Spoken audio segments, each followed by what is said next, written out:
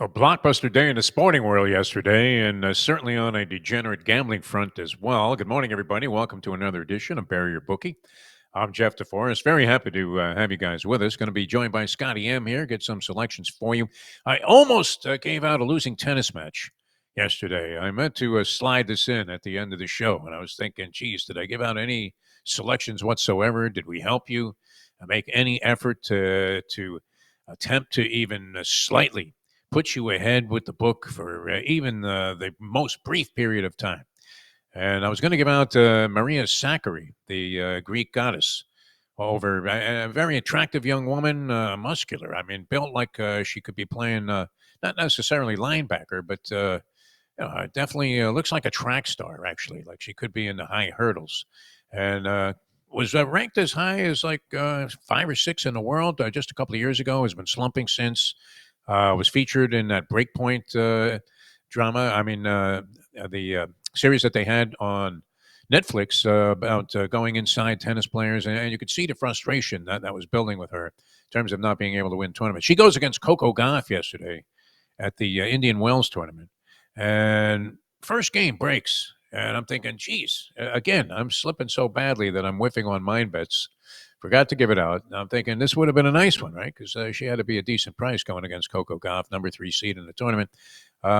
Gets broken back immediately, breaks again, broken back immediately, ends up losing the first set in a tiebreaker where she gets blown out. That set the stage for an even more lopsided second set, and she goes out. So we would have been a loser. We saved you money by not opening our mouths yesterday. If you are gambling and betting on anything, and there were just crazy results all around. You had this quarterback carousel continuing to take shape. I don't know how that's going to impact your future bets on NFL teams, over-under props for the season and things of that nature. But Sam Darnold ends up in Seattle. We just traded sort of out of nowhere. I didn't hear a lot of conversation about Geno Smith being on the block. He goes to the Las Vegas Raiders, reunited with Pete Carroll. Yeah, Justin Fields now going to the Jets. I'm not sure what that does for them. It certainly it leaves Pittsburgh in a quandary as to what to do. Do they keep Russell Wilson? Do they go after Aaron Rodgers? So a lot of material circulating in that regard with a look at the National Football League and all kinds of other transactions taking place. So could be influential in your betting. We'll try and sort all of that out for you as the weeks progress. And you had a couple of the Weenie Conference teams punch their tickets to the NCAA tournament. Is there an upset on tap with either Wofford, who won the Southern Conference by beating Furman in what apparently was a barn burner of a game, 92-85 last night, and Troy from the Sun Belt beats Arkansas State 94-81. Those two teams now among the 7 that are already with certainty going to the NCAA tournament. Now, if you're going to be betting the tournament games or these conference championships to get underway, a lot of the bigger conferences get underway today. Bet Online is the place to go. Bet Online is the world's most trusted betting platform, your number one source for all online betting in 2025. Whether you're a seasoned fan or a first-time bettor, Bet Online is your ultimate game day companion with the largest selection of odds on everything from NBA and college basketball to the NHL, which happens to be a huge strength of this man, Scotty M, we bring into the program, and UFC. Bet Online continues to be your number one source for sports betting. From every three-pointer to hat trick, Bet Online has you covered with the odds, the stats, and more for every game, every play, every win. Bet Online, the game starts here. Scotty M, I sense that you have fever. I don't know about pennant fever, but certainly NCAA basketball fever. You have been, as Lee Pete used to say to Stu Feiner or some guy that looked like he slept in the trunk of his car in a Proline set, the man is on fire. But you have been. You've been really consistent all year long. How you feeling, Scotty? I'm good to have you on the show. I'm feeling good, Defo. Good to be with you. The good time of the year. It's March. Listen, March is a different breed of animal. You got the tournaments starting. Obviously, today, a lot of the conference tournaments kick into gear today, tomorrow, through this week. And then we go into March Madness next week. We got baseball on the horizon. You got the NHL playoffs coming up in April. Good time of the year to be a sports fan and a sports bettor. Do you think there are any tears being shed? Certainly not by most of the country, but by the huge contingent of Yankee fans that there are that Yeah. had already sent in their money on various proposition bets for the season Then to find out that here's Garrett Cole, he's got a search warrant trying to find Dr. Frank Jobe and needs Tommy John surgery, out for the year. Unbelievable. Does that influence you at all? I mean, the Yankees already had Louis Gill, one of their starters, projected starters. He's going to be out for a couple of months. They made the big move to get Max Fried after the Soto defection. But how much attention do you pay to that, or is it too much of a premature evaluation to see where you're at? Because if you're already locked in the Yankees at a big number, this has to at least diminish your chances of winning. Garrett Cole being out. When you lose a superstar pitcher, a guy at that level, it has to affect your thinking as far as the team production throughout the season. I mean, this is a guy that was steady. He'd give you double digits in wins. I mean, he was an ace, probably number one or number two, most likely a number one for them. And now he's gone for the season. So now you got to start backpedaling. If you did, that's why I don't like to do the long range forecast. I know the odds are great, but you got, one key factor goes down early in the season, and it takes you, pretty much right out of the game, unless they can find replacements. But it's hard to replace a guy of that level, no matter who you replace him with. So it definitely does make you think, uh, adjust. Obviously, when you lose a superstar like that, what a shame though, huh? Early before the season starts, you lose your number one pitcher. I mean, the Yankees are great offensively; they got weapons all over on the offense, but you still need that pitcher to stay in the games. You know what I mean? Yeah, it was some tough news. I received any number of communications last night from Yankee fans, and they were like shoveling jars of warm gefilte fish down their throats, trying to Yeah, find ways to appease themselves for the fact that this might be. And Stanton supposedly also on the rocks for the season, although he's often injured. yeah. Giancarlo Stanton, we know him from his days with the Marlins, of course, but since he's been a Yankee, very suspect. I mean, the guy gets off the bench there and farts. He passes gas. He pulls a hamstring. I mean, it's pretty incredible. Yeah, What's happening to him? he's an interesting big man, to say the least. I mean, when he's on, he seems to be. He goes on one of those zones where he's clicking on all cylinders, and all of a sudden he just shuts down that quickly as well. So he's like an all or nothing kind of player. When he gets hot, he carries the team for a short period of time, or whatever period of time he's hot for, and then he can cool off and just become totally the opposite. So they can't really count on a guy like that. I mean, he's in the factor, obviously, in that lineup. But you need players that are more consistent, guys that are every day, moving and grooving. But the Yankees, listen, they're going to find ways to win games. We both know that, Cole or no Cole. But at the end of the day, there's other teams breathing on them, right down them. And now losing an ace like Cole is going to be it's a tough feat. You know that as well as I do. I love the fact, and we originate from South Florida here, both Scotty M and I. And immediately, I mean, the news wasn't even on the wire yet that Cole was out for the season, and immediately people were Right? saying they're Were they, going to go to the Marlins and get Sandy Alcantara. were they celebrating down in the little Havana yesterday with the pots and pans when Cole went down?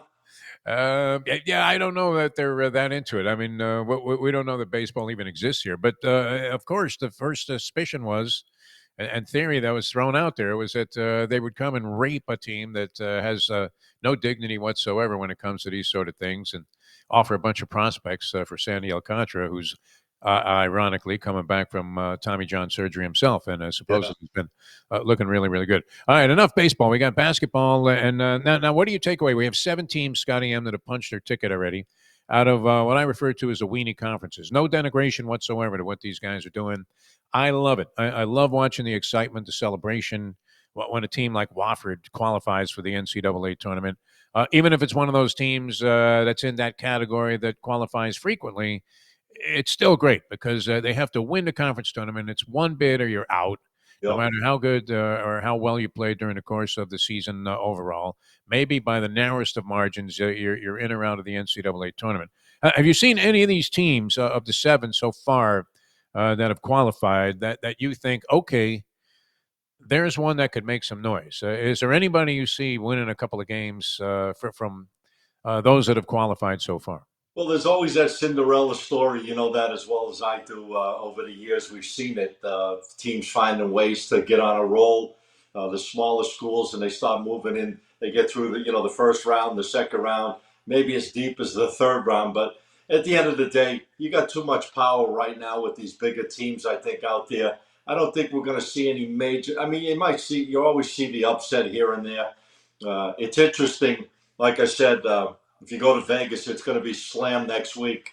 The sports books are going to be packed all the way, to no room to breathe in them. Yeah. And favorites start dropping. The following week, you'll have plenty of room. You can invite a whole family of two, and you'll find room. So, sleepers at this point, not really for me. I mean, the team going in there with all the momentum right now, it's obvious as Duke.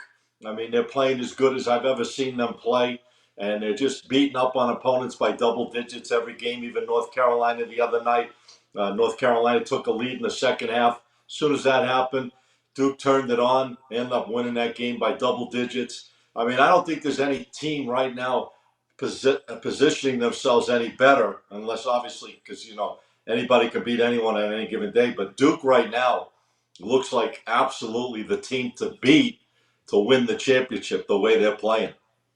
It's funny. If you asked me a week and a half ago, I would have said Auburn was that team. Yeah, I mean, and we were making that case with my body language indicators that Bruce Pearl had this team just dialed into everything that he was all about, and they couldn't have been any more cohesive. I suppose you're seeing some of that from Duke as well. Uh, I don't. it's really. My tendency is to think that I don't. Is the champion really going to come from one of the number one seeds? That's obviously there's a reason that they're favored. But is it coming maybe from a second tier? I'm not sure. Do you give any chance, Scotty M, as you've observed this team through the year, to our in-state brethren there, despised by the people of South Florida, many of them, but nonetheless, but with a vast influence over the state of Florida, the University of Florida? Yeah. Gator basketball. I mean, they've scored some impressive wins this year and really haven't gotten thumped all that often. Well, the SEC is a powerhouse. Look at the teams. I mean, Alabama. Listen, they're no slouch either. You got to look at Bama in this tournament. They just had a great win against Auburn. Auburn beat them in Alabama. Alabama comes back, wins in Auburn. So any place they could play, they can beat each other. Those type of teams. The Gators have been playing strong all year. I mean, Duke, like we talked about. I don't think anyone's playing stronger than they are at this point in time. Just rolling through everybody. I mean, you got a lot of teams. It seems like the top 4 or 5 teams have been rotating, except for the number. Auburn was the number one spot. Now it's probably Duke. Obviously, is the number one team going. Yeah, they're number one now. Yeah, but anything from 2, 3, all the way down to 10, they've been rotating in and out all year long. So that tells you the parity of college basketball this year. Outside of Duke right now, based on their level of play, anything from 2 all the way down can be beat at any given time, I believe, the right situation. So I think it's a wide open tournament. Anyone has a shot. The only team I think right now, like I said, I've said it a few times, is Duke. The way they're playing coming into it, they're going to be a tough out for anybody at this point. You're going to have to play your A+ game to beat a team like Duke, and they're going to have to play not an A game, to knock themselves out of this tournament. If they play at the pace they're playing right now, I don't know anyone that's going to beat this team at this point. Won't be as painful for me that Coach K isn't there. This John Shire seems like a very likable guy and Yes. humbled by comparison to what some of the sanctimony we saw from Coach K over the years and what appeared to be a rather special treatment that the Duke Blue Devils were getting from the tournament committees in terms of placing. All of a sudden, they're in the Western Regional because it's the softest one by far, and they have 3 gimme games before they get to a real challenge. All right, NBA action last night. We've said it. It's kind of like playing Russian roulette. Some interesting things. Yep. A friend of mine, I was on a show yesterday on a friend of mine's radio show, and he says, I love the Utah Jazz tonight. Love the Utah Jazz getting 17.5 from your Boston Celtics, Scotty M. Boston, and this is a tendency I think you probably could have cashed on throughout the season. That they do lift their spirits and their efforts when they're playing top teams. We've seen that, and they've had a couple of those. I don't know that they're statement games. That may be over dramatic, but they've had a couple of efforts where you look and you go, "Oh, okay, so that's what they really are." Well, don't forget though, Yeah, they played the Lakers on Saturday. right. All right, so you know they're getting up for that game. That's going to be a statement game for them to show who's boss. Exactly. Yeah. So now they come against a Utah team that they're 17.5 point favorites, but they're in the middle of a sandwich between Lakers and OKC going tomorrow night. So yeah, I mean that's a good handicapping strategy to look for if you're looking ahead and you're looking for numbers. You know, Lakers Saturday, definitely getting up for that game, going to put a lot of energy into it. Now they're not going to come, probably not going to put the energy like they are into the Lakers into a team like Utah, figuring they're going to get by and beat that team, without getting up for it. They just think mentally they're going to get by that game. But don't forget, they're looking ahead now, playing against the number one team in the Western Conference. So it's a good sandwich game. It's a big number, and big number 17.5. I mean, I've never seen so many games in the NBA with so many big favorites this year, more than 15 points. But these teams like OKC and Cleveland have been covering these numbers pretty consistently. Team like Boston, I don't know if they really care about it. They just want to get through, the moving parts to probably get to the playoffs and defend that championship. I think that's been consistent with them all year when they've been Yeah, playing teams that you would kind of define as subpar competition. Certainly, Utah falls into that category, one of the worst teams in the league. right. They don't seem to have the same desire to be dominant. And as you would say in horse racing, they kind of win under wraps. They get the so-called W that is all that really matters in the end. And so last night they win by 6, kind of an easy victory, and at the same time giving 17 and a half. How did I overlook that earlier in the day? That's the thing. I mean, you do have to do your research there, Scotty M. And that was as soft a spot as you could possibly land in, and you win the game and cover your point spread. Literally, I mean, by double digits in that one, even though your team lost.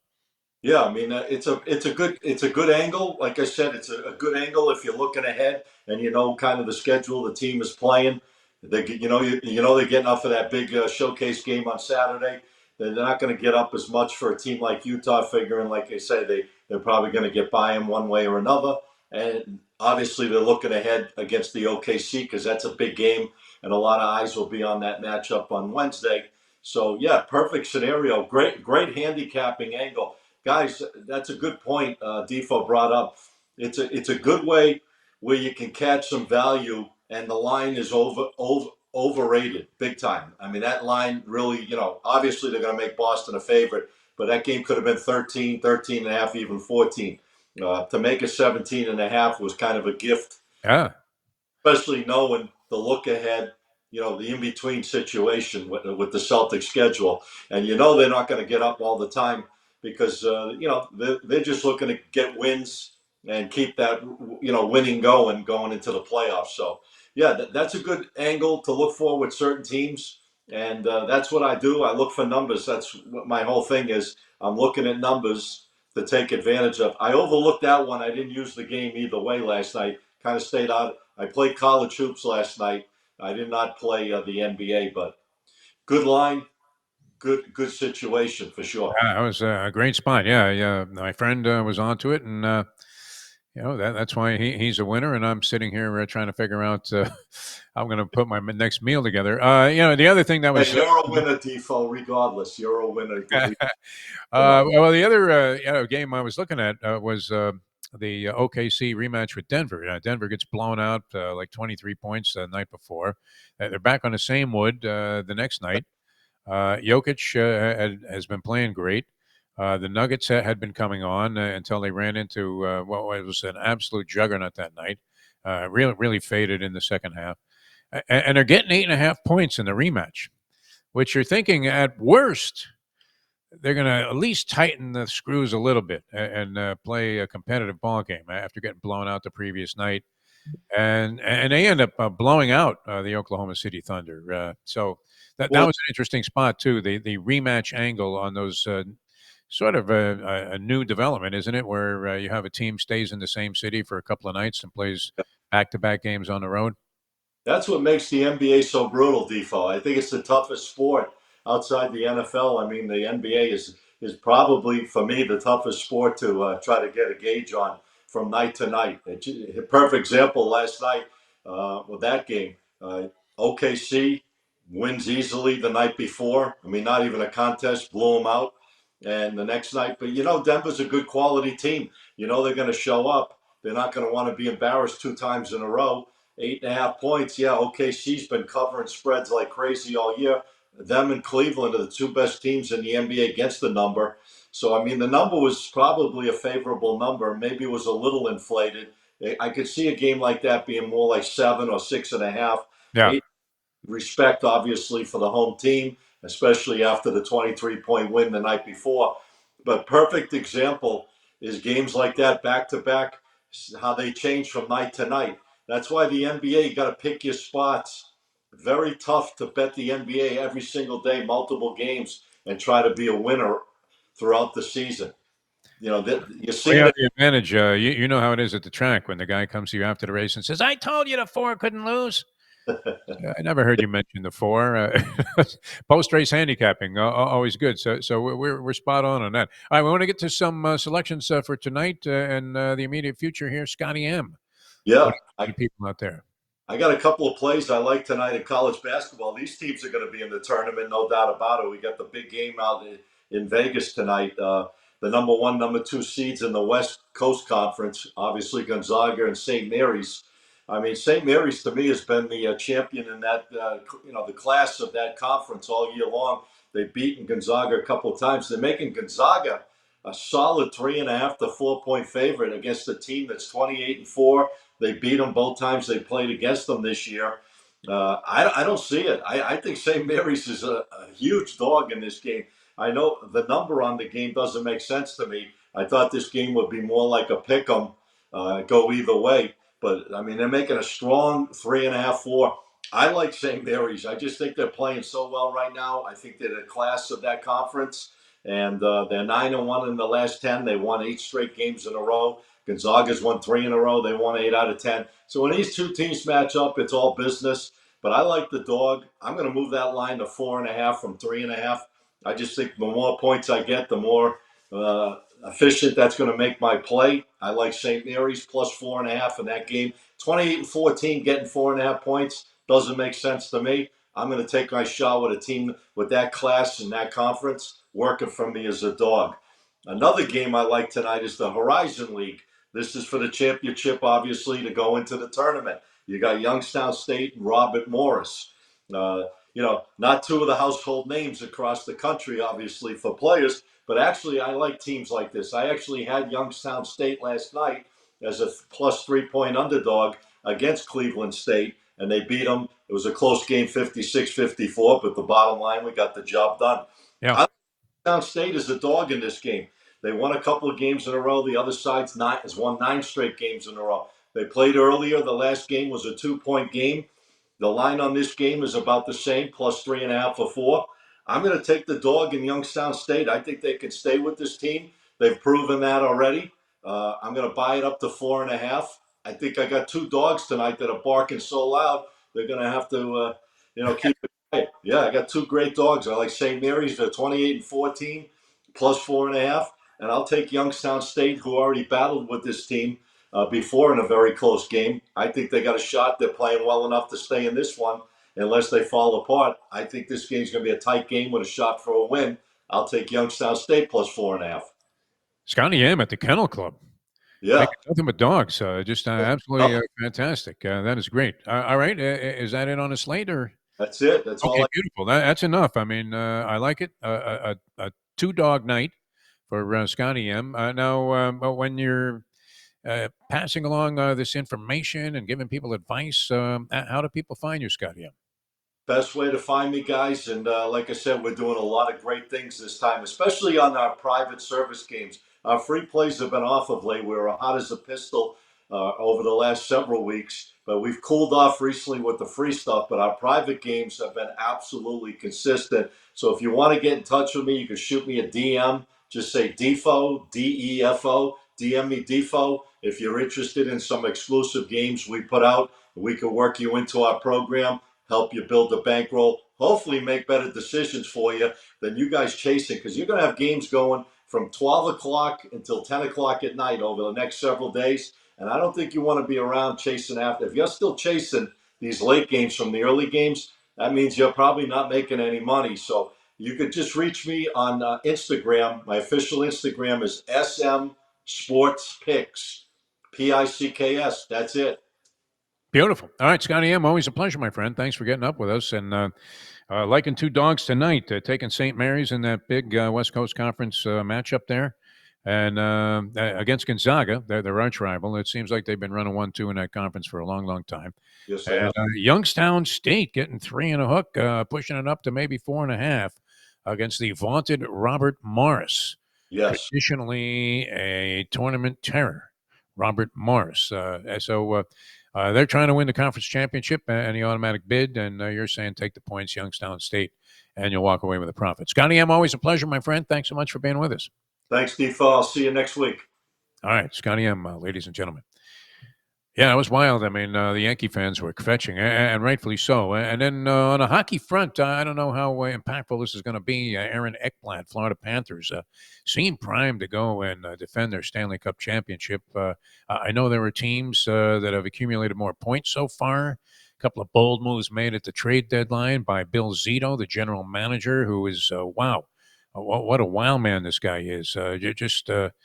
Not really such a riverboat gambler type like Jimmy Johnson used to be when he was making trades all the time on draft day, but always pulling the strings on something. Gets Marchand at the literally at the trade deadline. I don't think the clock was half a second away from striking 4 o'clock, and he makes that deal with the Boston Bruins. And he got a guy named Seth Jones, defenseman. This in advance of finding out that their standout defenseman has been with the team almost a decade now. Aaron Ekblad, former number one overall pick, I believe.